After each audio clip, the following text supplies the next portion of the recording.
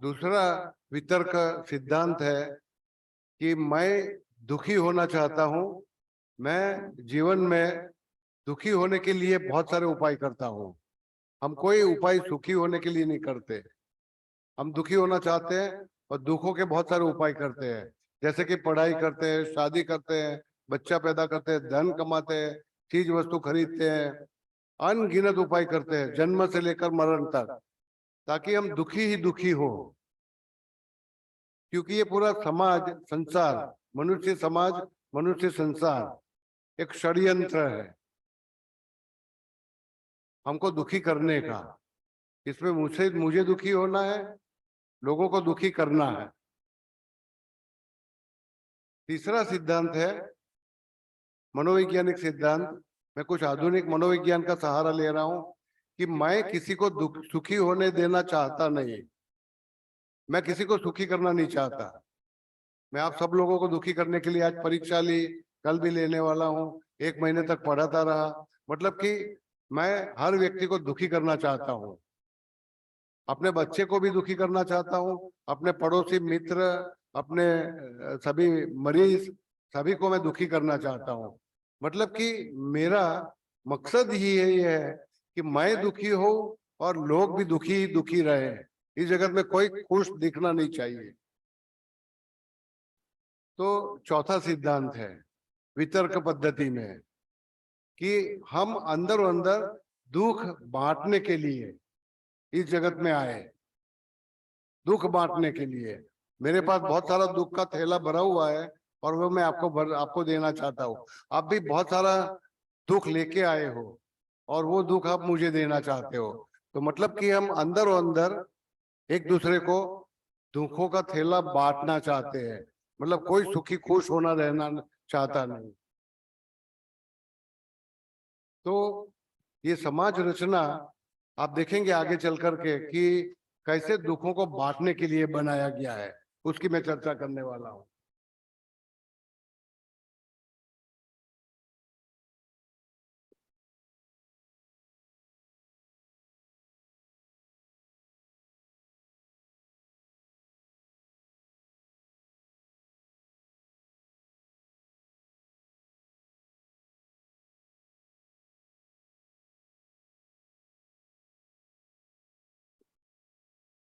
तो 3 की वर्ड्स, चाबी रूप शब्दों का मैं उपयोग करने वाला हूं।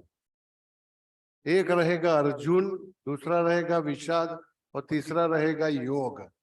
तो योग शब्द का मतलब होता है आनंद, मस्ती, खुशी, प्रसन्नता। यहाँ पर योग शब्द का मतलब परमात्मा नहीं करेंगे, परमात्मा की प्राप्ति ये नहीं करेंगे। जीवन में हमको खुशी पाना है, आनंद पाना है, प्रसन्नता पाना है। तो उस प्रसन्नता की प्राप्ति के लिए प्राप्ति शब्द है। तो प्राप्ति शब्द के लिए संस्कृत में उपयोग किया जाता है अर्जन। अर्जन, जैसे कि हम विद्या अर्जन करते हैं, विद्या अर्जन, विद्या की प्राप्ति, धन अर्जन। तो आप महाभारत में अर्जुन का पात्र, अर्जुन का नाम सुने हो, तो अर्जुन काल्पनिक पात्र है। महाभारत के सभी पात्र काल्पनिक है, ये वास्तविक पात्र नहीं थे। लेकिन जीवन में कुछ पाना जब चाहते हो, आप कुछ प्राप्ति चाहते हो, तो आपको अर्जुन कहा जाता है। मतलब कि आप सब लोग अर्जुन हो, मैं भी अर्जुन हूँ।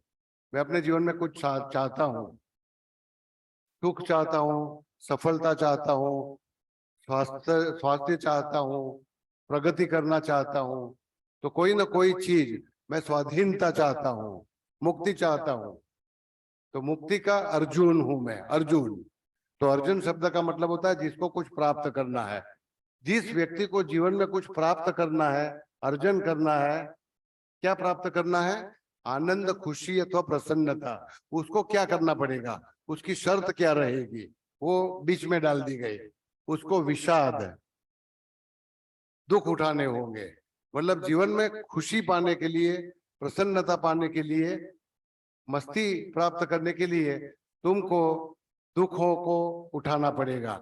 विषाद का मतलब होता है दुख, खिन्नता, खेद, उत्साह की कमी, उत्साह की कमी। है ना। जब सुबह में मुझे यहाँ आना होता है तो मुझे थोड़ा उत्साह की कमी होती है, लेकिन कैसे भी उठना है क्योंकि धर्म है मेरा, पहुंचना है यहाँ, काम करना है मुझे, तो कैसे भी ये उठाना पड़ता है मुझे। तो खेद, खिन्नता, दुख, उत्साह का कमी, शक्ति का कमी, कई काम करना चाहता हूँ लेकिन मेरे पास शक्ति की कमी है। मुझे कमर वक्त कसरत करने के लिए जाना है, चलने के लिए, लेकिन थोड़ा शक्ति का कमी, आज अच्छा नहीं लग रहा है ना। तो इन सब शब्दों को आप विषाद से पहचानोगे। मतलब कि जीवन में मस्ती चाहिए, खुशी चाहिए, प्रसन्नता चाहिए। सुख शब्द निकाल दीजिए। मतलब मैं सुख में मानता नहीं, सुख भ्रमणा है, लेकिन खुशी, प्रसन्नता, मस्ती मुझे चाहिए। चाहिए अर्जन, तो मुझे विषाद, दुख उठाने होंगे। इस सिद्धांत के साथ मैं थोड़ा शुरू करता हूं। तो जैसे मैंने बोला आपको, गौतम बुद्ध का सिद्धांत मुझे बहुत पसंद आता है। सब्बम दुखम दुखम, ये पूरा संसार दुख रूप है। कैसे मैं वो आपको बताने वाला हूँ। क्षणिकम क्षणिकम, मतलब कि पूरा संसार नाशवंत है।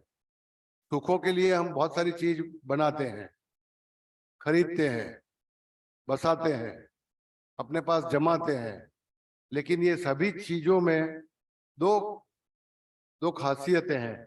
एक वो क्षणिक है, मतलब कि जो चीज, संबंध मैं मानता हूं कि ये मेरे सुख का कारण बन सकता है, वो क्षणिक है, वो शाश्वत नहीं है। तो कोई भी संबंध शाश्वत हो नहीं सकता। कोई भी चीज वस्तु तुम्हारे पास है वो शाश्वत हो नहीं सकती। और जो चीज शाश्वत नहीं है उसको कहा जाता है शंकराचार्य जी की भाषा में जगत। जगत, ज मतलब उसका जन्म होता है, गत मतलब वो विदाई ले लेता है। तुम्हारा बच्चा आज तुम्हारे पास है, लेकिन कल वो शादी करके तुम्हारे से दूर हो जाएगा, है ना। चीज वस्तु जो तुम्हारे पास है, आज लेके आए, लेकिन कल वो चले जाने वाली है। तो जगत, वो पूरा जगत, इस जगत में संबंध, चीज वस्तु, वो सब क्षणिकम क्षणिकम, वो काम चलाओ है ना। कोई भी चीज शाश्वत है नहीं, और जो चीज शाश्वत नहीं है वो तुमको सुख दे नहीं सकती। वो हमेशा दुखम दुखम, वो दुख ही दे सकती है। तो ऐसी चीजों से नाता मत बनाओ जो कायमी नहीं है, शाश्वत नहीं है।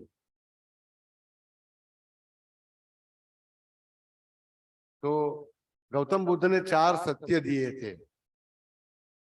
4 सत्यों को कहा जाता है आर्य सत्य।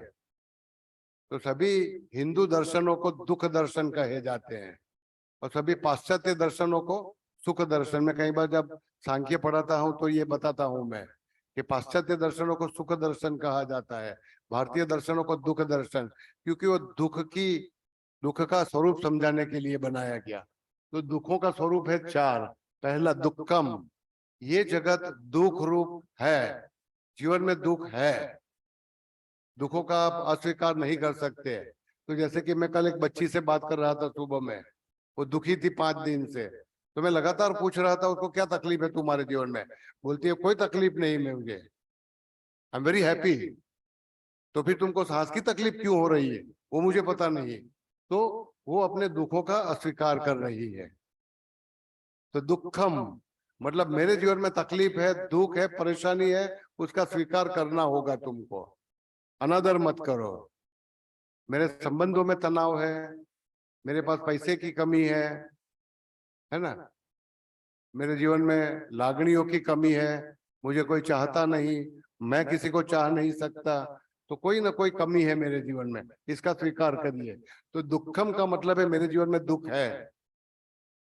दुख समुदय, समुदय का मतलब होता है जितने दुख है दुखों के कारण है। समुदय कारण, दुखों का कारण है। तो अगर दुख है जीवन में तो दुख का कारण होना चाहिए। तो दुख का कारण जब तक जानेंगे नहीं तब तक उस दुख को समझ नहीं पाएंगे, उस दुख को दूर कर नहीं पाएंगे। तो दुखों का कारण मुझे समझना है। तो आपके दुखों का कारण समझ लीजिएगा। कुछ दुखों के कारण मैं बताऊंगा, सभी दुखों के कारण मैं बता नहीं पाऊंगा। दुख निरोध, अगर कारण है तो इसका इलाज भी है ना, इलाज। जैसे कि मुझे कोरोना हुआ है, मुझे कॉमन कोल्ड हुआ है, मुझे मलेरिया हुआ है, तो इसका कारण है। तो मुझे लेबोरेटरी में कुछ जांच करने को बोला जाता है, उसका परिणाम आता है, वो परिणाम जाहिर कर दिया जाता है कि मुझे थायराइड का बीमारी है, इसकी वजह से मुझे कमजोरी है। तो मुझे थायराइड का बीमारी है, उसका कारण है, तो इसका इलाज होगा ही होगा। तो इलाज है, सभी दुखों का इलाज है। कई लोग ना उम्मीद हो जाते हैं कि मेरे दुख का कोई इलाज नहीं हो सकता, तो इस नाउम्मीदी से बाहर आइए। सभी दुखों का इलाज हो सकता है। वो तब हो सकता है जब आप उस दुखों का कारण खोजेंगे, है ना। तो कारण खोजना होगा। अंतिम है प्रतिपदगामिनी। तो महर्षि पतंजलि ने एक अच्छा शब्द बनाया था, प्रतिपक्ष भावना, प्रतिपक्ष, ऑपोजिट में गौतम बुद्ध का शब्द है प्रतिपदगामिनी। प्रतिपद, पद का मतलब होता है आपके पैर, चरण। तो मैं मेरे चरणों से एक दिशा में चल रहा हूं, सुखों की आशा में चल रहा हूं। कुछ अंतर काटने के पश्चात मुझे पता चलता है कि मेरी दिशा गलत थी। आप जीपीआरएस देखते हो, है ना, गाड़ी चलाते समय, कि मैं जिस दिशा जहां जाना चाहता हूं वहां से तो मेरा अंतर फासला ज्यादा हो रहा है, मतलब मैं गलत दिशा में जा रहा हूं। तो अगर उसी दिशा में जा रहा हूं, जैसे कि मैं सुखों को, सुख के वास्ते एक दिशा में जा रहा हूं, उसके लिए मैं शादी करता हूं, उसके लिए मैं पढ़ता हूं, मैं नौकरी करता हूं, धन कमाता हूं, और फिर भी मुझे सुख नसीब नहीं होता, तो इसका मतलब क्या हुआ कि मेरी दिशा गलत है। अगर दिशा गलत है तो पहला काम तुमको करना होगा, तुम्हारी दिशा, तुम्हारी गति रोकना होगा। रोकने के बाद क्या करोगे? अब दिशा पलटोगे। तो प्रतिपद, चेंज योर डायरेक्शन। तो अब तक जिसको सुख का दुख, सुख का कारण मानकर जिसके पीछे भागते रहे, वो तुम्हारी गलत दिशा थी, गलत दौड़ थी। उस दौड़ को रोको अब। मतलब कि मैं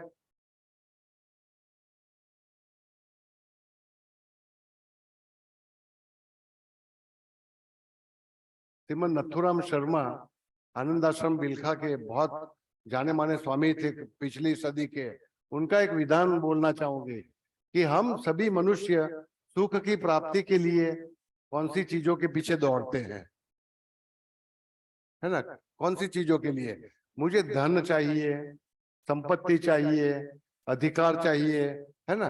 मुझे चपरासी नहीं बनना है, इस ऑफिस में मुझे अधिकारी बनना है। अधिकार चाहिए, नाम बनाना है, मुझे बहुत सारा पढ़ना है, और मैं शादी करना चाहता हूँ, मैं बच्चा चाहता हूँ। तो मैं सोचता हूँ कि ये सब चीजों से मुझे सुख मिलेगा। तो सुख की प्राप्ति के लिए आदमी इन सब चीजों को पाने के लिए दौड़ता रहता है जीवन भर। लेकिन ये सब चीज प्राप्त करने के पश्चात भी वो दुखी का दुखी रहता है।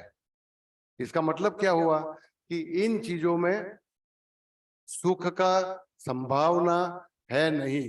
इसका मतलब मैं ये नहीं कर रहा कि आप शादी मत करिएगा, मैं ये मतलब नहीं कर रहा कि आप बच्चे पैदा मत करिएगा, है ना। इसका मतलब ये नहीं करना करता कि मैं आपको कमाना नहीं है, आप पैसे खरीद बसाना नहीं है, चीज वस्तु खरीदना नहीं है। ये जीवन की औपचारिकता कही जाती है, औपचारिकता, है ना, फॉर्मेलिटीज ऑफ योर लाइफ।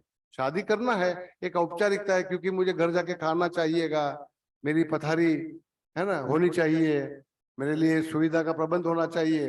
घर एक पात्र को छोड़ के आया हूँ जिसको पैसा देके देना पड़ेगा मुझे। तो ये औपचारिकता है। मनुष्य ने सामाजिक विकास के दरमियान पिछले 12,000 सालों में शादी बनाई, पैसा बनाया, चीज वस्तु बनाई। प्राणियों के और पंछियों के जीवन में ये सब चीज वस्तु होती नहीं, वो शादी नहीं करते। तो सुख और दुख प्राणियों की विभावना नहीं, मनुष्य की बने, क्योंकि हम बहुत सारी चीज वस्तु बसाते हैं। वो क्यों? तो सुखों की और दुखों की व्याख्या की गई। अनुकूलानि सुखम, मतलब मेरी बीबी मुझे अनुकूल हो, मेरा कहा माने, मेरा बच्चा मेरा कहा माने, मेरे पास उतने पैसे हो ताकि मैं जो खरीदना चाहूँ वो मैं खरीद सकूं तुरंत, मेरा ऐसा अधिकार हो ताकि मैं मैं घंटी बजाऊं और मेरे लिए पानी आ जाए, है ना, मैं घंटी बजाऊं और मेरे लिए खाना आ जाए, ऐसा मेरा अधिकार हो, मेरा ऐसा नाम हो ताकि मैं यहाँ जहां भी पहुंचूं वहां मुझे अच्छी कुर्सी पर बिठाया जाए, मेरा मान सम्मान कर दिया जाए। मतलब कि हर चीज में अनुकूलता चाहते हो आप, है ना, उन अनुकूलता में सुख खोजते हो, वो हमारी गलती है। ये जीवन की औपचारिकताएं हैं, इसमें सुखों की प्राप्ति नहीं होती। और प्रतिकूलानि दुखम, प्रतिकूलानि दुखम का मतलब होगा है कि अगर मेरी बीवी मेरा बच्चा मेरा कहा नहीं मानता, अगर मैं कोई चीज लेके आया, अभी जैसे कि आप 15-20 मिनट तक देखते रहे हमारी परेशानी, टेक्निकल परेशानी, कि एक उत्तम साधन हम लेके आए और फिर भी 15 मिनट तक हम तय नहीं कर पाए कि उसका उपयोग हम कैसे करें, ताकि आप भी सुन सको, ऑनलाइन है वो सब लोग भी सुन सके। मतलब कि एक टेक्नोलॉजी हमारे लिए प्रतिकूल बनी थी। जो चीज आपको प्रतिकूल होती है, हवामान, बहुत गर्मी है इस समय और शायद बारिश भी होने वाली है, तो प्रतिकूलता में दुख और अनुकूलता में सुख, ये मनुष्य के मन की एक विभावना है। तो इस विभावना से मुक्त होना होगा। मतलब गर्मी ठंडी मेरे हाथ की बात नहीं हो सकती, है ना, बारिश होना मेरे हाथ की बात नहीं हो सकती, कोई भी व्यक्ति मेरा कहा सुने, है ना, मेरे अनुकूल बने, ये मेरे हाथ की बात नहीं, मेरे अधिकार की बात नहीं हो सकती। तो इससे मुक्त हो जाइए, ये भावना।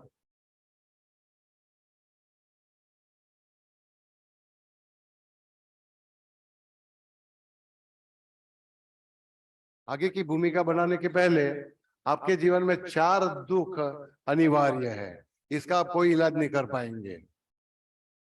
मतलब कि इनका इलाज करना छोड़ दीजिएगा। एक, आपका खुद का जन्म, ये भगवान बुद्ध का, गौतम बुद्ध का दर्शन में बता रहा हूं। जन्म स्वयं दुख है, मतलब कि आपका जन्म हुआ, मतलब आपको आपको अब दुख का वरदान मिल चुका, अब इसे आप भाग नहीं सकते। आप जन्म नहीं लेते तो बच जाते दुखों से, जन्म ले लिया आपने, है ना, तो दुखों का आपको आशीर्वाद मिल गया, वरदान मिल गया। जरा, वृद्धावस्था, आप कितने भी युवान होंगे, कभी न कभी बुढ़ापा तुमको आने वाला है, वो अनिवार्य होगा। तो सैनिका ने बोला कि बुढ़ापा असाध्य बीमारी है, old age is an incurable disease. आप बूढ़े होंगे, बाल झड़ेंगे, शक्ति कमजोर हो जाएगी और अनगिनत तकलीफें आपकी शरीर में, जोड़ों में, स्नायुओं में, दिमाग में होगी। मतलब बुढ़ापा का सामना करना होगा। इस जगत की कोई दवा, कोई चिकित्सा पद्धति आपको बुढ़ापे से छुट्टी दे सकती नहीं, बुढ़ापे का स्वीकार करना होगा। ये 4 दुख अनिवार्य है, इसका स्वीकार कर लीजिए। जन्म है, मेरा जन्म हुआ है, मतलब मैं दुखी हूं, तो मैं कुछ नहीं कर सकता। व्याधि मतलब बीमारियां, तो 50 साल पहले मैं जब पढ़ रहा था तो मुझे लगा था कि मैं पढ़ाई पूरी करके जब डॉक्टर बन जाऊंगा तो मैं जहां पर प्रैक्टिस करूंगा उस समाज में, उस संसार में कोई दुख रहेगा नहीं, कोई बीमारी रहेगी नहीं, क्योंकि सभी बीमारियों को मैं मुक्त कर दूंगा, इलाज कर दूंगा, लोगों को बीमारियों से मुक्त बना दूंगा। 50 साल के बाद आज मुझे लग रहा है कि मैं छोटी से छोटी जुकाम का भी इलाज नहीं कर सकता और बड़े से बड़े कैंसर का भी इलाज नहीं कर सकता। मतलब कि आप बीमारी का इलाज करने के लिए दर बदर भटकते हो, है ना, जुकाम को लेके, एलर्जी को लेके, कैंसर को लेके, किडनी का बीमारी लेके, मानसिक तकलीफों को लेके, शरीर का कमजोरी लेके आप दर बदर भटकते हो, हॉस्पिटल से हॉस्पिटल चढ़ाते हो, एक के बाद दूसरी लेबोरेटरी में दौड़ते हो, एक पद्धति से दूसरा पद्धति का सहारा लेते हो। ये सब तुम्हारा भ्रमणा है, कोई चिकित्सा पद्धति कोई भी बीमारी का इलाज कर नहीं पाती है। वास्तविकता ये है, सभी बीमारियां असाध्य है, क्योंकि जब तक शरीर है तब तक बीमारियों का होना ही होना है। मतलब कि शरीर का होना, जन्म, वो ही मेरी बीमारी का कारण है, वही मेरे रोगों का कारण है। तो उस बीमारी से आप मुक्त हो नहीं पाएंगे, है ना। तो जब भी बीमारी आती है तो आप किसी का सहारा लेते हो, किसी चिकित्सा पद्धति, किसी डॉक्टर का, किसी काउंसलर का, उसको मजा आ जाता है। इसका कारण है कि आपकी बीमारी में उसका आजीविका है ना। तो छोटी सी बच्ची थी, छोटी सी समस्या थी, मैं चर्चा कर रहा था उससे, वो चर्चा इतनी आसान थी, लेकिन वो एक काउंसलर के बाद दूसरे काउंसलर के बाद तीसरे काउंसलर के पास और कितने सारे डॉक्टरों के पास भाग रही थी। तो हर एक के पास मैं पूछा कितना रुपया खर्चा करके आए, 2000 रुपया, क्या इलाज बताया। तो एक ने बोला मुझे रिलैक्सेशन टेक्निक करो, दूसरे ने बोला मुझे एंजाइटी का पिल लो, तीसरे ने बोला मुझे सीडेटिव पिल लो। अब देखो हालत इसकी, मतलब कि आपकी बीमारी में डॉक्टरों का, चिकित्सकों का, थेरापिस्ट का और काउंसलरों का आजीविका है, उनका स्वार्थ है। तो उनका भरोसा कभी भी मत करो, है ना। वो आपको दुख मुक्त करना नहीं चाहेंगे और तकलीफ में डालेंगे। वो बोलेंगे अब थोड़ा ईएनटी का एक ओपिनियन ले लो, अब ऑर्थोपेडिक ओपिनियन ले लो, अब आयुर्वेदिक डॉक्टर को बता लो, तो आप भटकते रहेंगे। मतलब कि बीमारियों का स्वीकार कर लीजिए, कोई बीमारी, कोई चिकित्सा पद्धति दूर कर नहीं सकती। और अंतिम है मृत्यु। तो खुद का मृत्यु और औरों का, हमारे स्वजनों का मृत्यु, ये अनिवार्य है। आप वेंटिलेटर चढ़ाओ, आप मैगी से मैगी दवाइयां लो, बड़ी से बड़ी हॉस्पिटल में लेके जाओ, जिस बीमारी ने आपका आपका शिकार बनाया आपको, वो आपको मौत देने वाली है। मतलब मृत्यु स्वाभाविक है, अनिवार्य है, अंत में मुझे मरना ही मरना है। तो मृत्यु की डर से हम कई सारी संकल्पनाएं पैदा करते हैं, वो गलत है। मृत्यु का स्वीकार कर लीजिए। ये 4 दुख अनिवार्य है, उसको छोड़ करके बाकी बहुत सारे दुख है हमारे जीवन में, वो सभी दुख हम खुद पैदा करते हैं। एक और दुख समझाना चाहूंगा, ये है 5वां दुख। ये भगवान बुद्ध ने पैदा किया था, ये संकल्पना। ये कहते थे कि संसार ऐसा बना है कि जिसमें आपको जो चाहिए वो आपको मिलता नहीं, है ना। संसार में आपको जो चाहिए वो आपको मिलता नहीं, और आपको जो नहीं चाहिए वो आपको सामने से मिलता है। तो जो चाहिए वो मिलता नहीं, पसंद की चीज वस्तुओं का आपसे विरह होता है। मैं जिससे शादी करना चाहता हूँ वो मेरे से, मुझे छोड़कर किसी और से शादी कर लेती है, और जिसके साथ मैं शादी करना नहीं चाहता उसका मेरे मेरे गले में हार माला पहनाई जाती है। मतलब कि सुख तुमसे बाजू वाले को दिया जाता है, पड़ोसी को दिया जाता है, और दुख तुम्हारे घर भेजा जाता है। तो ये 5वां दुख भगवान बुद्ध कहता है, इसका मतलब है कि जो व्यक्ति मेरे घर आई, जो चीज वस्तु मेरे घर आई, उसका स्वीकार ही कर लीजिए, उसके साथ बहस मत करिए, है ना। उसको बदलने से कोई फायदा नहीं है, अब उसको निकाल देने से कोई फायदा नहीं। तो मैं उम्मीद करता हूं कि इस मनोविज्ञान को आप समझता है। बाकी के 4 दुखों को भूल जाइए, ये अपने मन की बात है, इसको आप बदल सकते हो। मतलब कि जो चीज आपको अच्छी नहीं लग रही उसका भली भांति स्वीकार कर लीजिए। तो जैसे कि मुझे डॉक्टर नहीं बनना था और फिर भी मुझे बनना पड़ा, अब मैं क्या बहस कर सकता हूँ, है ना। तो मैं स्वीकार करके जीना चाहूंगा।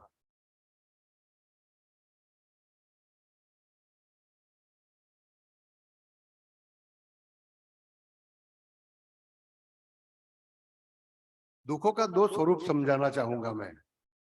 एक स्वरूप है एनिमिज्म। तो मनुष्य जब 12,000 साल पहले उत्क्रांति कर रहा था, संस्कृत बन रहा था, सभ्य बन रहा था, तो पत्थरों में भगवान देखता था, पानी में भगवान देखता था, बारिश में भगवान देखता था। संकल्पना, जैसे कि छोटा बच्चा होता है 10 महीने का, डेवलपमेंटल, है ना। 10 महीने का बच्चा जब विकास कर रहा होता है तब वो हर चीज को सजीव मानता है। मतलब पंखा घूम रहा है, वो सजीव है, इसमें आत्मा है। 10 महीने का बच्चा, मेरे पिताजी दौड़ रहे हैं, बोल रहे हैं, मतलब वो सजीव है ना। हवा बह रही है, पानी बह रहा है, मतलब वो सजीव है। पत्थर ऊपर से नीचे गिरा, है ना। पिछले हफ्ते में कहीं गया था पर्वत, तो पर्वत के नीचे से गाड़ी जा रही थी और ऊपर से खड़क नीचे गिरा। वो कैसे गिरा? सजीव है। तो एनिमिज्म मतलब इस जगत में हर एक चीज में आत्मा है, हर एक चीज सजीव है। किसी भी रास्ता भी सजीव है। रास्ता तुमको परेशान करना चाहता है, तुम्हारी सहायता करना चाहता है, तुम अपनी मंजिल पहुंचो, उसके लिए रास्ता आपकी सहायता करना चाहता है या बीच में अवरोध डालना चाहता है। क्योंकि हर चीज का 2 मकसद है। दूसरे वाला पढ़िएगा, या तो वो मनुष्य की सहायता करना चाहता है, रास्ता मेरी सहायता करना चाहता है, तो इसलिए वो एक ही रास्ता होगा। तो जिस रास्ते पर मैं जा रहा हूँ वो रास्ता मेरे गंतव्य स्थान, मुझे जहां पहुंचना है वहां पहुंचाएगा, है ना। लेकिन आगे चलकर क्या होता है, वो रास्ता मुझे परेशान करना चाहता है और वो 3 भाग में बांट जाता है, बट जाता है। अब मैं तय नहीं कर पाता हूँ कि यहाँ जाऊं, बीच वाला रास्ता पकड़ू कि ये वाला पकड़ू, है ना। अब वो रास्ता मुझे परेशानी करना चाहता है। एक पत्थर है ना, वो बीच में खड़ा हो गया, इसलिए खड़ा हो गया कि वो मुझे परेशान करना चाहता है। वो मेरी सहायता भी कर सकता है, क्योंकि सामने से एक आपत्ति मेरी समक्ष आ रही थी, एक शेर आ रहा था, बीच में पत्थर खड़ा हो गया। तो या तो ये जगत तुम्हारी सहायता करना चाहता है या तुम्हारी मार्ग में अवरोध पैदा करना चाहता है। ज्यादातर क्या करना चाहेगा, हर चीज वस्तु। हाँ, आप क्या मानते हो, ज्यादातर क्या करेगा, ज्यादातर वो परेशानी कर देना चाहता है। हर चीज मतलब कि मेरे पिता, मेरी माँ, मेरी बीवी, मेरा बच्चा, मेरा पड़ोसी मेरी सहायता करना चाहेगा कि मेरे मार्ग में अवरोध पैदा करना चाहेगा। हर व्यक्ति तुम्हारे मार्ग में प्रतिकूलता पैदा करना चाहेगा। कोई तुम्हारी सुख के लिए बना नहीं, अनुकूलता के लिए बना नहीं। तो ये तुमको हार्म भी कर सकते हैं, सहायता भी कर सकते हैं। लेकिन जब वो सहायता, मतलब मैं डॉक्टर के पास जाता हूँ तो मेरी सहायता तो जरूर करते हैं, लेकिन वो स्वार्थी सहायता है। बीबी मेरे लिए खाना इसलिए बनाती है क्योंकि उसको आज रात पिक्चर देखने जाना है, नई साड़ी चाहिए, है ना। तो स्वार्थ है। पत्थर, कुत्ता, कुत्ता दुम तब हिलाता है तुम्हारे समक्ष जब उसको खाना चाहिए, लेकिन जैसे ही तुमने खाना दिया कि अब वो भौंकना चाहेगा, तुमको काटना चाहेगा। मतलब कि इस जगत में हर चीज पराई है।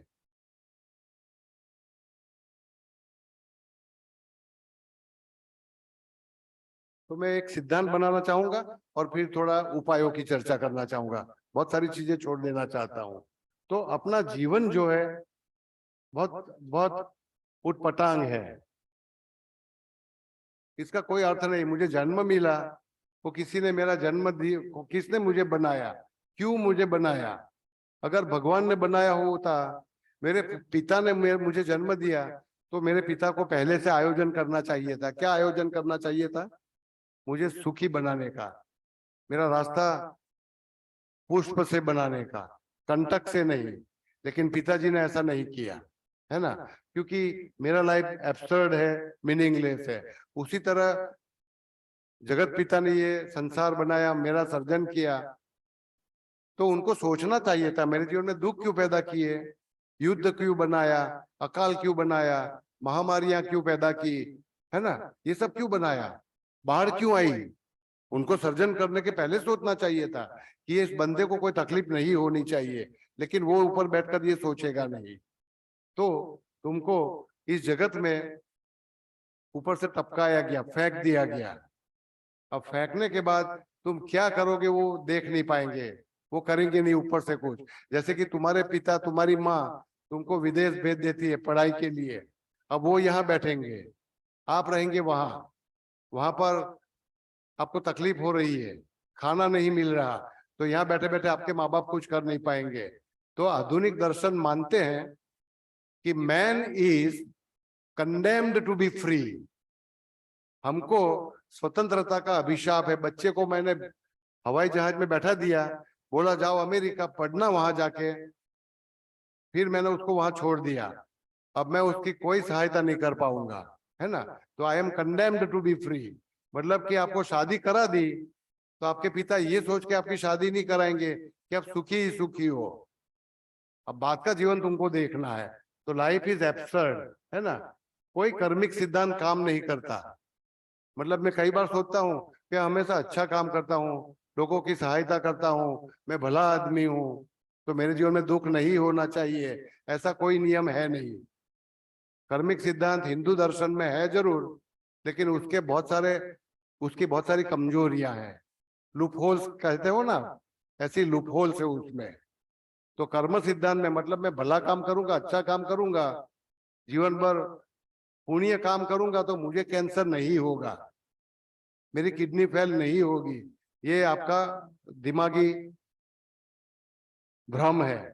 तो कोई कर्मिक सिद्धांत काम नहीं करता इस जगत में। We are strangers in the universe. इस जगत में आप अनजाने व्यक्ति हो। कहने को तो मेरे आसपास बहुत सारे जाने माने पहचाने लोग हैं, मेरा रास्ता पहचाना हुआ है, यहाँ से मुझे घर कैसे जाना है, मेरा मकान मुझे मेरा पहचाना हुआ है, कहाँ पर पानी रखा हुआ है, फ्रिज में कहाँ पर खाना है, कहाँ पर दूध है, सब कुछ मुझे पता है। और फिर भी जैसे मैं फ्रिज खोलता हूँ और अंदर से दूध उठाने जाता हूँ, तो अंदर से दूध के बदले और कोई चीज मेरे हाथ में आ जाती है। मतलब कि इस जगत में आप अनजाने व्यक्ति हो, और पूरा जगत तुम्हारी दुख, तुम्हारी परेशानी, तुम्हारी संकटों के लिए बना है। कुछ चीज मेरी परिचित जगह पर रखी जरूर गई है, लेकिन परिचित जगह पर रखी होने के बाद भी वो देखी तो मुझे दुख ही दुख है ना। तो तुम्हारे जाने माने लोग भी तुमको दुख देंगे, जानी मानी चीज वस्तु भी तुमको दुख देगी।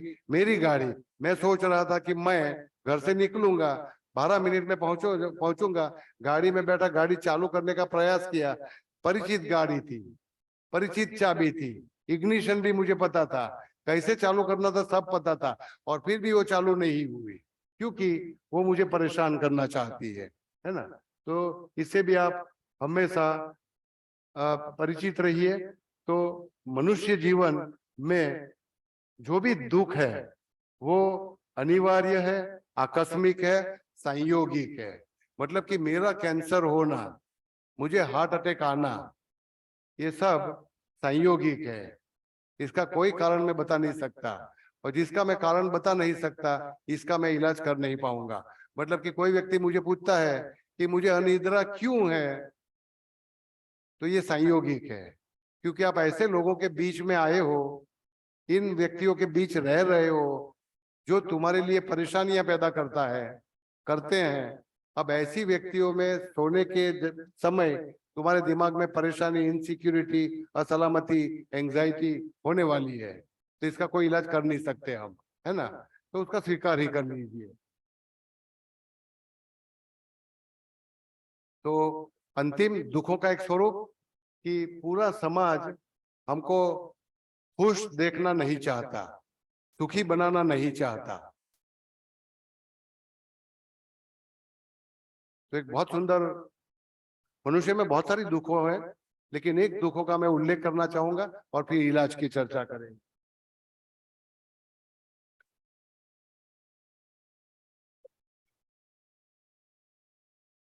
2011 के साल में टाइम्स ऑफ इंडिया में एक बहुत बढ़िया आर्टिकल था, प्रीतिश नांदी का, इलस्ट्रेटेड वीकली के तंत्री थे, बहुत विद्वान थे। उन्होंने लिखा था कि एवरीबडी हर्ट्स।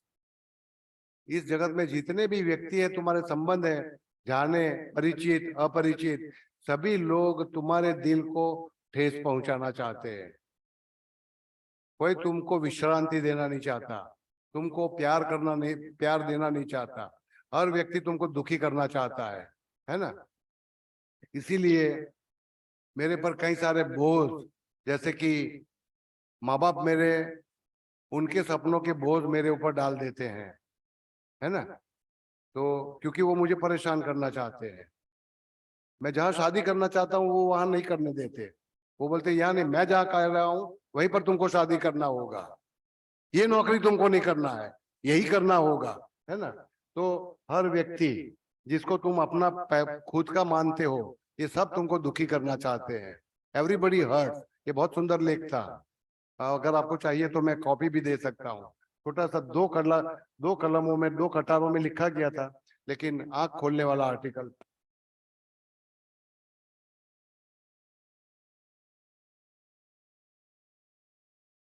तो इलाज क्या करेंगे, मैं आपको त्रिसूत्री, 3 सूत्र का एक छोटा सा कार्यक्रम देने जा रहा हूँ।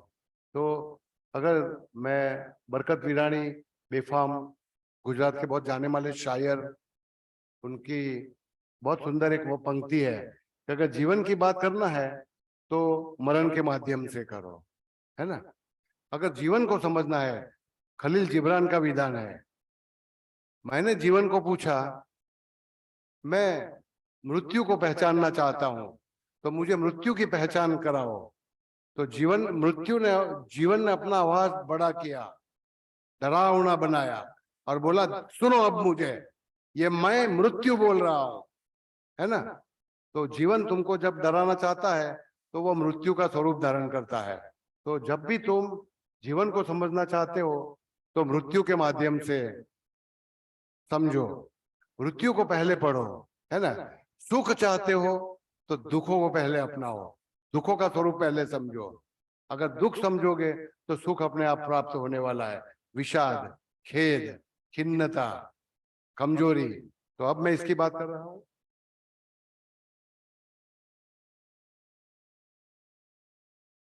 कि पहला सिद्धांत समझ लीजिए कि पेन क्या चीज है। मतलब जब आपको चोट आती है तो पैरों में दुखने लगता है। वो चोट, वो साइको फिजियोलॉजिकल है, फिजियोलॉजिकल। वो आपके शरीर के रोग प्रतिकारक धर्म का, रोग प्रतिकार तंत्र का धर्म है। जब आपके नाक में अथवा तो गले में कोरोना वायरस घुस जाता है तो अंदर दुखने लगता है, नाक बहने लगता है। और जो दुखता है वो रोग प्रतिकार तंत्र का स्वाभाविक प्रतिक्रिया है। Pain is inevitable. गले में दुखना, वो आप किसी भी इलाज से एक दिन में ठीक नहीं कर पाओगे। उसका कार्यकाल होगा, स्वाभाविक आयुष्य होगा, 3, 4, 5 दिन लगेगा, तब जाके वो ठीक होगा। आपकी दांतों में दुख रहा है तो वो इन्फ्लेमेशन है, शोथ प्रक्रिया है। जब तक बीमारी ठीक नहीं होगी तब तक दुखना दूर नहीं होगा। तो पेन इनएविटेबल है, सफरिंग ऑप्शनल। सफरिंग का मतलब मैं करता हूं यातना। मतलब आपने शादी की, आप दो साथ में बैठकर खा रहे थे और एकाएक किसी बात पर आपका मतभेद हो गया और मतभेद से आप झगड़ने लगे, वो इनएविटेबल है, अनिवार्य है। लेकिन वो लड़ाई पूरी होने के बाद रात को मैं नींद नहीं ले पाया, मैं ये सोचता रहा, मैं शादी करके परेशान हुआ, गलत व्यक्ति से मेरा शादी हो गया। भगवान बुद्ध को याद करो, गलत व्यक्ति से मेरा शादी हो गया। ये ऑप्शनल है, ये आप टाल सकते हो। ओके, तो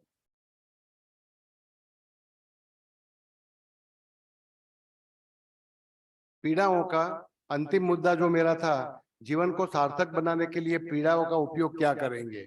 जीवन में आपके जो भी दुख दर्द है, विषाद है, खिन्नता है, इसका क्या इलाज करेंगे। एकदम संक्षिप्त चर्चा। आपकी जीवन को सार्थक बनाना है, सार्थक। तो सार्थकता के लिए 3 सूत्र का एक छोटा सा, मैं एक दूसरे विश्व युद्ध के समय जर्मनी के एक बहुत विद्वान डॉक्टर थे, विक्टर फ्रैंकल। इन्होंने एक अस्तित्ववाद आधारित एक चिकित्सा बनाई। उस चिकित्सा का नाम है लोगोथेरापी। लोगो, लोगोस का मतलब होता है मीनिंग, अर्थ। जीवन में अर्थ डालो। बहुत सारी तकलीफें मेरे जीवन में है, परेशानियां है, उसे हारो मत। उसी परेशानी, उसी खिन्नता, उसी दुख को आप अपने जीवन को सार्थक बनाने में उपयोग में डालो। तो इसको कहा जाता है लोगोथेरापी। वो कैसे करेंगे, तो विवरण छोड़ दीजिए, डूइंग ए डीड। एक उत्तम जीवन कार्य पसंद करो। 3 सूत्र का सिद्धांत है, उत्तम जीवन कार्य। और वो निस्वार्थ होगा, भलाई का होगा, परमार्थ का होगा, है ना। तो मनुष्य ने पिछले 12,000 सालों में जंगली और वानर अवस्था से मनुष्य बनने में अपने अंदर एक जीन का विकास किया हुआ है। एक जीन, मेरे शरीर में 40,000 जीन्स है। 20,000 माँ के द्वारा दिया गया, 20,000 पिताजी के द्वारा दिया गया। उस 40,000 जीनों में एक जीन होता है, इसको कहा जाता है परमार्थ का जीन, अल्ट्रुइज्म। परमार्थ केवल मनुष्य कर सकता है, प्राणी पंछी नहीं करेंगे, है ना।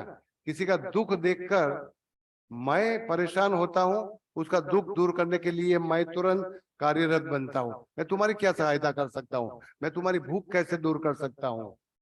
तो उत्तम जीवन कार्य का मतलब ये नहीं होगा कि खूब कमाओ, कुटुंब पालन अच्छे से करो, बहुत पैसा जमाओ, संपत्ति खरीद बनाओ और अपने बच्चे को विरासत में अच्छे पैसे दो। नहीं, कुटुंब के लिए नहीं जीना है, अपनों के लिए नहीं जीना है। इसका मतलब होगा आपको, जिसको आप कर्म योग कहते हो, अन्य के लिए, औरों के लिए। आपके जीवन में कोई भी पीड़ा होगी, विक्टर फ्रैंकल कंसंट्रेशन कैंप में उनका पूरा फैमिली हिटलर के नाजी सैन्य ने खत्म कर दिया था। ये दुखी थे, लेकिन उसी दुख में उन्होंने देखा कि मेरे दुख में से मैं ऊपर उठूंगा और मैं और अनेक लोगों की सहायता करूंगा। तो कई सारे लोग आपको एन फ्रैंक का भी एक डायरी है, अगर आपने नहीं पढ़ा है तो, बहुत सारे कंसंट्रेशन कैंप में। तो दुखों से, कष्टों से, संकटों से परेशान मत होइए, उसी से अपना शक्ति ताकत जमाइए और निस्वार्थ सेवा, भलाई, अल्ट्रुइज्म, परमार्थ का काम एक पसंद करिए। दूसरा है एक्सपीरियंसिंग ए वैल्यू। ये जगत जो बना है उसको अपना दुश्मन मत मानिए। बारिश गिर रही है तो बारिश में एक संगीत है। हाँ, मैं घर से बाहर नहीं निकल पाऊंगा, मेरा काम रुक जाएगा, लेकिन बारिश का संगीत वो तुम्हारा मन बहला सकता है ना। मैं रास्ते पर कहीं फंस जाता हूँ, जैसे कि ट्रैफिक जाम है या अकस्मात हुआ है और मैं आगे नहीं बढ़ पाता, तो उसी समय मैं अपनी गाड़ी में बैठकर आसमान, सूरज, सितारे, संगीत, बहुत सारा चीज वस्तु का मजा ले सकता हूँ। मतलब कि इस जगत में सुंदरता है तो तुम्हारे चश्मे बदलिए, है ना। सुंदरता को देखिए, असुंदरता, कुरूपता मत देखिए। तो हर, जैसे जो व्यक्ति मेरे पास है जो मुझे दुखी कर रही है, मुझे परेशानी दे रही है, उस व्यक्ति में एक निर्दोषता है, उसके चेहरे पर एक एक अलग प्रकार की भाव है ना, उसमें कुछ खासियत है, तो वो मैं पसंद कर सकता हूँ। तो व्यक्ति का काला चेहरा मत देखो, उज्जवल चेहरा देखो। चीज वस्तु का काला चेहरा मत देखो, उज्जवल चेहरा देखो, है ना।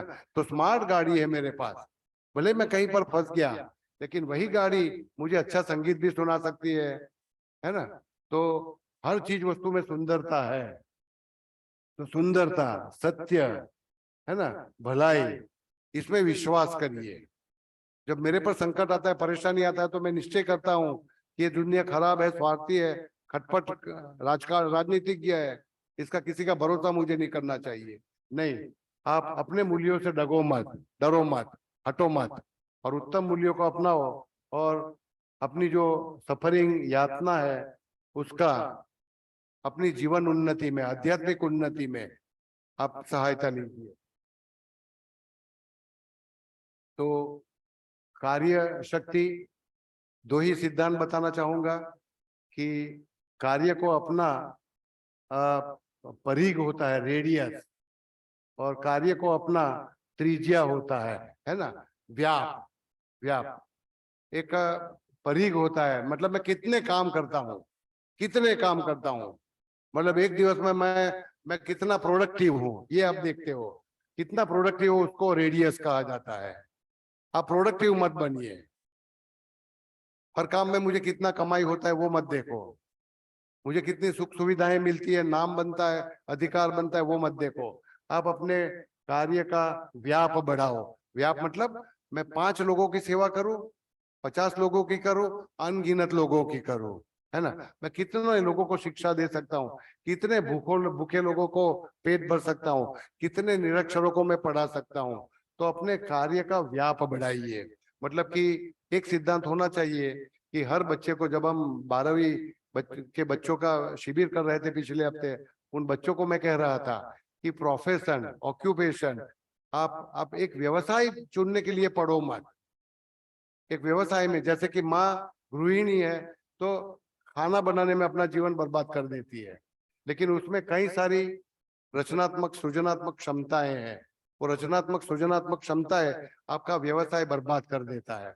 मतलब मैं डॉक्टर ही हूँ तो डॉक्टरी तो कमाने के लिए है, वो मेरी सृजनात्मक क्षमता खत्म कर देती है, उससे बाहर निकलना है।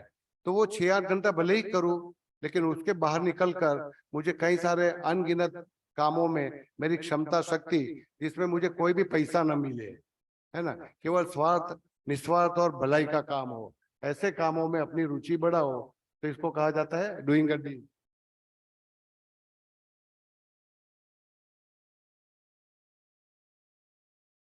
एक आध सिद्धांत, काम का नशा मत करिए, है ना। मतलब दुखों से दूर होने के लिए, दुखों से भागने के लिए कई लोग काम का नशा करते हैं।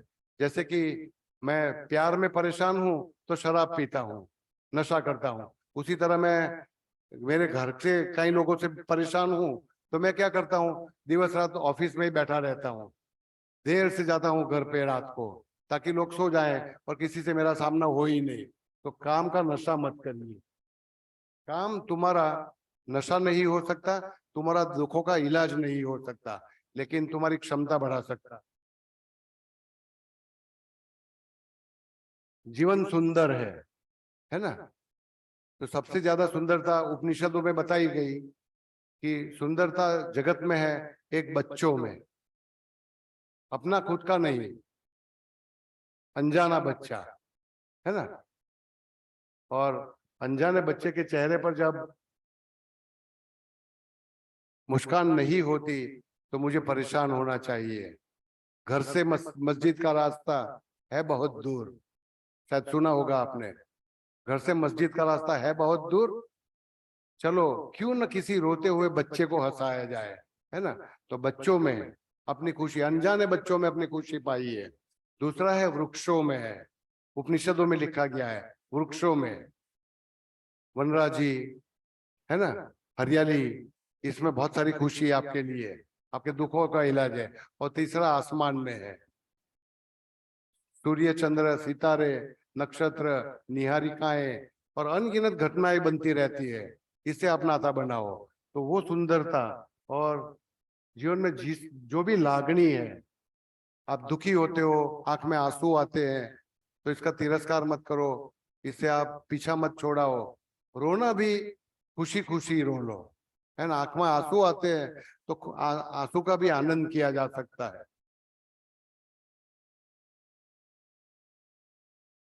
निस्वार्थ प्रेम करिए संबंधों में, ये दूसरा सिद्धांत है।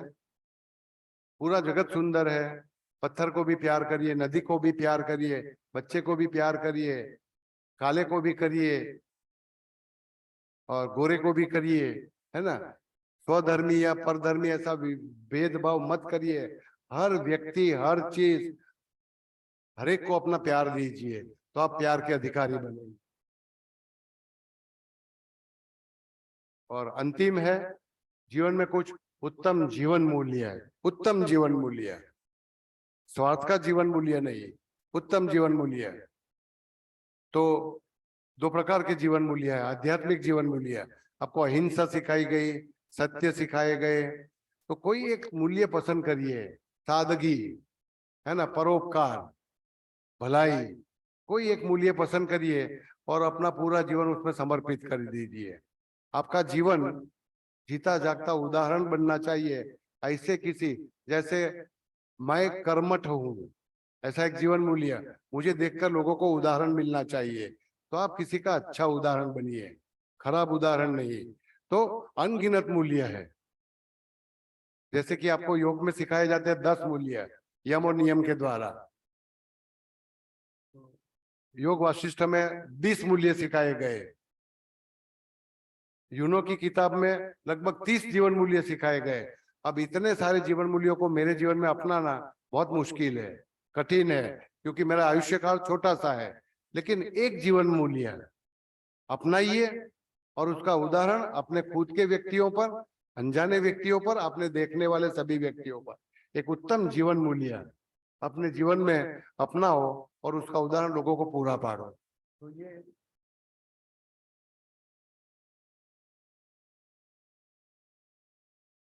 तरीका है। और अंतिम कुछ संकल्प करेंगे, शुभ संकल्प। जैसे कि मैं हमेशा अष्टांग योग सिखाते समय बोलता हूं कि संकल्प शुभ होंगे, संकल्प अशुभ होंगे।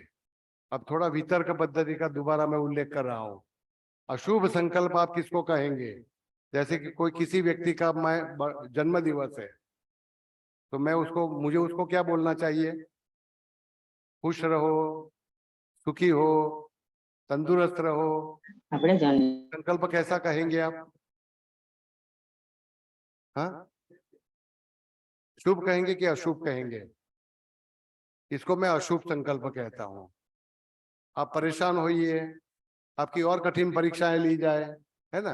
अगर मैं विद्यार्थी हूं और अव्वल नंबर चल लाना, अव्वल नंबर मतलब फर्स्ट रैंक की बात नहीं करता, अच्छे से पास होना चाहता हूं, तो मैं अपने शिक्षक को, प्रशिक्षक को, परीक्षक को हमेशा कहता हूं कठिन से कठिन परीक्षा लो। तो एक बार ऐसा हुआ था कि हम 11वीं कक्षा में पढ़ रहे थे बच्चे, तो गणित का पेपर था मेरी स्कूल का। तो उस जमाने में रोटो निकाला जाता था। तो रोटो निकालने के बाद वो रोटो जो स्टेंसिल होती है वो फेंक दी गई थी खिड़की के बाहर। अब मैं थोड़ा 1 घंटे जल्दी जाता था, क्योंकि मेरा काम था स्कूल जल्दी खोलना, तब कमरे बमरे तैयार करना, और वहाँ जो स्वीपर हुआ करता था उसको बोल के सब तैयार करने को। तो मैं खिड़की के बाहर देख रहा था, मुझे एक स्टेंसिल दिखाई दी, तो स्टेंसिल उठाकर हाथ में लेके आया। तो मुझे पता चला कि वो आज जो मेरा गणित का परीक्षा है उसी का स्टेंसिल था। मतलब कि पूरा प्रश्न पत्र मेरे हाथ में था। अब हम 19 विद्यार्थी थे। मैंने सभी को बोला कि मेरे हाथ में प्रमाण पत्र परीक्षा पत्र है, तो परीक्षा का पेपर आप दे दो करते सबको दे दिया। अब बाकी के लोगों की परीक्षा दे दी गई। जो मेरे शिक्षक थे राम भाई पटेल, बहुत अच्छे थे, वो आए तो मैंने बोला ये पेपर मैं वापस कर रहा हूँ, मैं इसकी परीक्षा नहीं दूंगा। तो बोले क्यों, क्या हुआ तुमको? मैंने बोला मुझे परीक्षा पेपर पता चल गया है, मेरा कठिन परीक्षा लो। अगर मेरी क्षमता पुरवार करना है मुझे तो और कठिन परीक्षा, मतलब कि जन्म दिवस के समय, शादी के समय मैं शुभेच्छा देना चाहूंगा आपको, आप और दुखी हो, आप और परेशान हो, है ना। कठिन से कठिन प्रश्न पत्र। तो जीवन को आप बोलो I shall never strive to be happy. मुझे सुख का मार्ग मत बताओ, कष्ट संकट दुख का मार्ग बताओ, ताकि मेरी परीक्षा कठिन ली जाए और मैं उसमें अच्छा मार्क ला सकूं, है ना। I shall always thrive for pure fun, not favourable and unfavourable, मतलब अनुकूलानी प्रतिकूलानी। आप जो भी दीजिए, जहां पर भी मैं जाता हूँ रहने के लिए कमरा दिया जाता है, तो मैं ये नहीं देखता कि वहां पर पंखा है कि नहीं, वहां एसी है कि नहीं, है ना। मुझे काम करना है, 2 घंटा मरीज देखना है, तो मैं ये नहीं कहता मुझे एक बैठने का जगह मिलेगा, और बैठने का जगह नहीं है तो कोई बात नहीं, जमीन पर बैठ के देखेंगे हम। तो तेजगढ़ में हम जब शुरू शुरू में जाते थे, तो जब संस्था बन रही थी, तो बैठने की जगह नहीं थी, कुर्सी नहीं थी, टेबल नहीं था, तो हम जमीन पर बैठ जाते थे और सभी आदिवासी लोगों को बोलते थे आप भी हमारे सामने बैठ जाओ। मतलब कि सुख सुविधाओं का कभी भी आप, मतलब कि मेरे जीवन में सुख हो, संपत्ति हो, अधिकार हो, अच्छी नौकरी मिले मुझे, वो आशीर्वाद मैं नहीं चाहता, मैं अपने बच्चे को भी देना नहीं चाहता, अपने विद्यार्थियों को भी देने में, ये मेरा रिजर्वेशन होना चाहिए। और अंतिम बहुत महत्वपूर्ण है, आप खुद किसी के दुख और पीड़ाओं का साधन न बने। तो कोई हमने नड़्या तो उभा रही गया, कोई हमने नड़્યું તો ઉભા રહી ગયા, પણ ઉભા રહી અમે કોઈને ન નડ્યા, તમે કોઈને ન નડશો, બરાબર ને. અને શુભ સંકલ્પ કહેવાય. તો હું હંમેશા વિદ્યાર્થીઓ સાથે કોઈની સાથે વાત કરતો હોઉં છું ત્યારે હંમેશા કહું છું તમારા જીવનમાં ખૂબ દુઃખો આવે એવી મારી તમને શુભકામના છે. તો આ શુભકામના સાથે મેં ઘણી વસ્તુઓ દોડાવી દીધી છે જાણી જોઈને સમયના અભાવે, પણ આશા રાખું કે તમારો આજનો દિવસ બહુ જ દુઃખદ વીતે. હરિઓમ. કોઈને કઈ પ્રશ્ન પૂછવો હોય તો.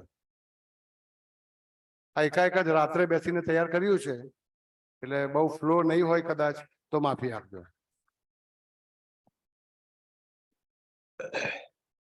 कोई प्रश्न है अगर किसी?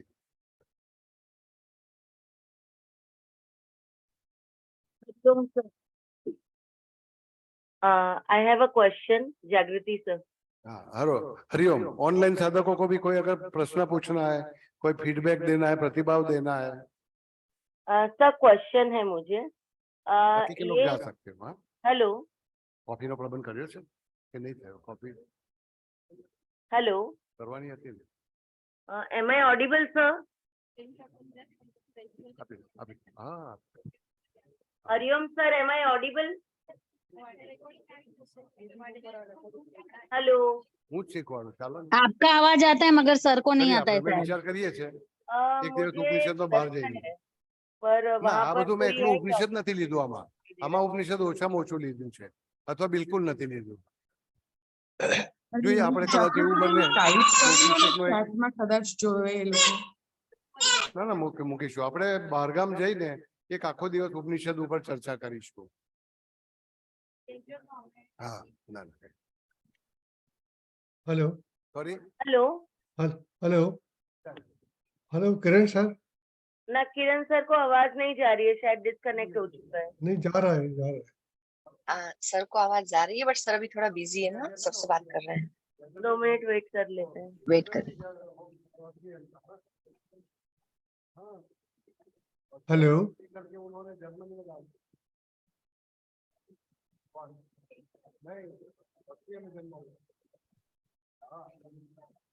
आपको बताया नहीं शायद, इसमें तो नहीं हो।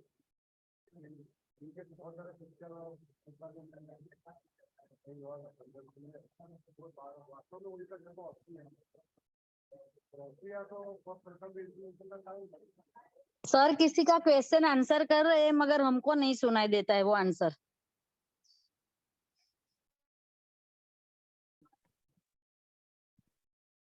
हम थोड़ा पेशेंस रखते हैं, देखते हैं अगर वो कनेक्ट होता है।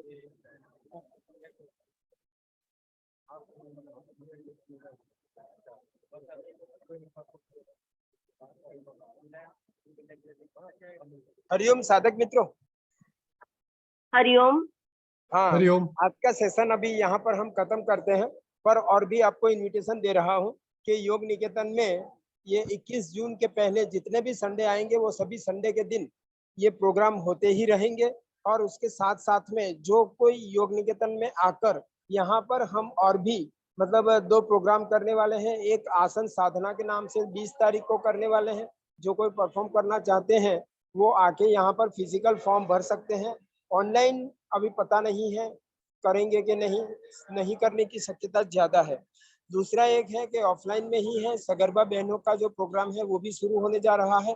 तो आप उसमें भी अपना नाम अगर एनरोल करवाना चाहते हैं या कोई आपके साथ जुड़ा हुआ है जो प्रेग्नेंट है बहन और उनको करवाना है तो आप उनको भी करवा सकते हैं। दूसरा एक कि गुरुवार से YCC भी शुरू होने जा रहा है। अगर किसी को एनरोल करवाना है ऑफलाइन यहाँ पर योग निकेतन में आके तो वो भी करवा सकते हैं।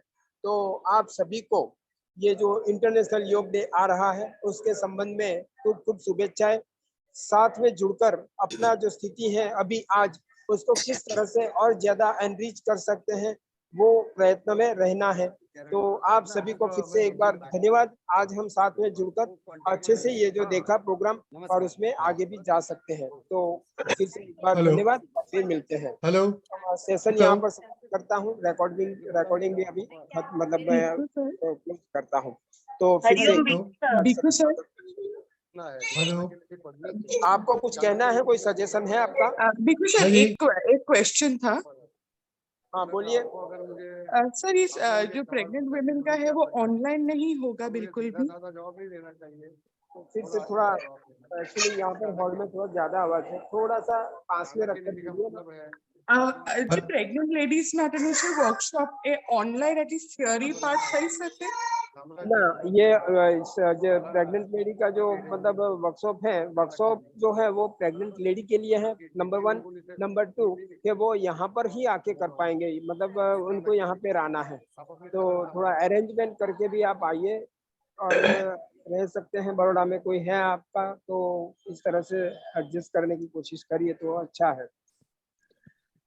हेलो। हेलो। हाँ बोलिए। हाँ जी, मैं नमस्कार। मैं हाँ नमस्कार। ऑस्ट्रेलिया मेलबोर्न से ऑनलाइन हूँ। आपको और किरण सर को बहुत बहुत धन्यवाद देना चाहता हूँ। किरण सर को बोलिए। किरण सर को आपके आपका दो, मैसेज। हाँ मेरा नाम योगेश भट्ट है। 2004-5 का YTDC बैच का स्टूडेंट था मैं, सीनियर स्टूडेंट हूँ। તમે નામ કીધું એટલે મને ખબર પડી ગઈ। આપને ખૂબ ખૂબ ધન્યવાદ અને ખૂબ સફળતા આવા સુંદર પ્રોગ્રામ કરો છો માટે ખૂબ આભાર. Hariom. Hariom, thank you very much. આપણે તો Yes, sir. મતલબ જીવનનો જે ધ્યેય છે ને પથ છે એની ઉપર Yes. ચાલવાનો સગળા પ્રયત્ન કરીએ, જેટલા બને એટલા Yes. વધારે લોકો સાથે રહે અને જે અચ્છા. મતલબ આ શરીર છે ત્યાં સુધી પૂરેપૂરો પ્રયત્ન કરીએ કે શરીરથી સ્વસ્થ રહેવાય, મનથી એકાગ્ર રહેવાય અને આધ્યાત્મિક અને સાથે સાથે સમાજની સાહેબ અંદર કહેજો કે આપણે 20 વર્ષ પહેલા રસ્તો બતાવ્યો, રસ્તા ઉપર જ ચાલી રહ્યા છીએ અમે લોકો. I am already 78 and we are trying to do what best we can do and we remain આપણને પણ good. રસ્તો આગળના રસ્તા ઉપર જ આપણે બધા જોડાયા છીએ અને ચાલવાનો પ્રયત્ન કરીએ છીએ। Correct. Thank you, sir. આપનો ખૂબ ખૂબ આભાર. Thank you very much. Hariom. Hariom Bhikhu sir, Hariom. Thank you, તમે શેર કર્યું, જાગૃતિ બોલું છું અને લિંક। આજનો સેશન બહુ મજા આવી। મને પ્રશ્ન હતો સર સાથે એક બે વસ્તુ ખાલી ફીડબેક છે કે હા. આપણે આ બહુ સરસ ઓનલાઈન થયું છે, ખાલી જેમ હમણાં પ્રશ્ન માટે આપણે ચાલુ કર્યું હતું ને, તો હા. પ્રશ્ન પહોંચી ના શક્યો ને ત્યાં સુધી ત્યાં ડિસ્કશન ચાલુ થઈ ગયા. તો ઓનલાઈન બી જ્યારે આપણે સાથે હોઈએ તો થોડુંક એ વસ્તુનું ધ્યાન હોય કે જો ઓનલાઈન થી બી કોઈ પ્રશ્ન કે કોઈને કઈ હોય તો એ આવી શકે અને હા. તરત ત્યાં ડિસ્કશન ચાલુ થાય તો પછી ઓનલાઈન વાળાઓને અહીંયા બધા છે ને ઊભા થઈ ગયા એટલે સરને એવું લાગ્યું કે ઊભા થઈ ગયા એટલે જ પછી મને લાગ્યું મેં કીધું ઓનલાઈન વાળાને તો મારે મતલબ એટલે જ સર બીજા ડિસ્કસ કરી રહ્યા છે. ના ના વાંધો નહીં, એ તો હું અન્ડરસ્ટેન્ડ. આ તો ખાલી ભવિષ્ય માટેનું એક ફીડબેક આપ્યું મેં. અને મને પ્રશ્ન એક હતું જે સર પાસે તમે લઈ જજો, એમ તો મેં લખીને નાખ્યું ખરું